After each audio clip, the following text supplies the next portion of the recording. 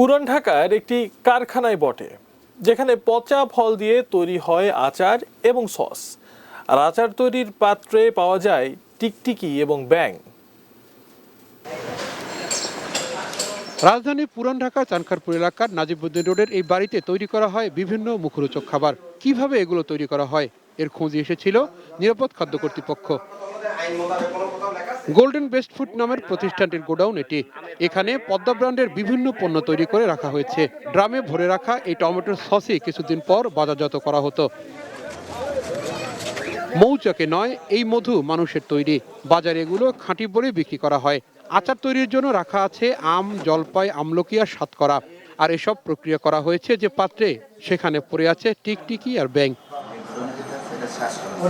আর সব ধরনের খাদ্য তৈরি করে পঞ্চম শ্রেণী পাস শ্রমিক আপেল জানিয়েছেন এই প্রতিষ্ঠানের মালিক আব্দুল মজিদ বহু বছর ধরেই করছেন এই ব্যবসা। মালিক নিজেই দেখভাল করেন প্রতিষ্ঠানের। এখানকার শ্রমিকরা জানালেন এসব খাবার সারা দেশে বিক্রি করেন তারা।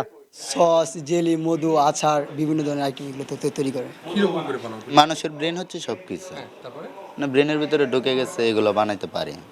এতটা ভালো না, তবু অন্য কোম্পানির চেয়ে ভালো, এটা বলতে পারি। কেমিস্ট মারা যাওয়ার পর এখন মালিক নিজেই বানায়। নিরাপদ খাদ্য কর্তৃপক্ষ জানিয়েছে এমন খাবারের মাধ্যমে জনগণের সঙ্গে প্রতারণা করছে মালিক। কারখানায় নোংরা পরিবেশ সহ বিভিন্ন অভিযোগে এ প্রতিষ্ঠানের মালিককে জরিমানা করেছে ভ্রাম্যমাণ আদালত। যেখানে তারা আচারের জন্য যে কাঁচামাল সেখানে সংরক্ষণ করেন, সেখানে ইঁদুর, ব্যাঙ, টিকটিকি এইগুলো পাওয়া যায়। এছাড়াও তারা এক ধরনের সস বানাচ্ছেন, যে অয়েস্টার সস, বাইরে চাইনিজ লেবেল লাগানো রয়েছে এবং জনগণের সাথে প্রতারণা করছেন। এই দুইটি বিষয় আমরা আমল নিয়ে 2 ধারায় আমরা 6 লক্ষ টাকা জরিমানা করেছি এবং অনাদায় কারাদণ্ডের বিধান রয়েছে। অভিযানের সময় সব মালামাল ধ্বংস করা হয়। তাহিদ সৌরভ, এটিএন।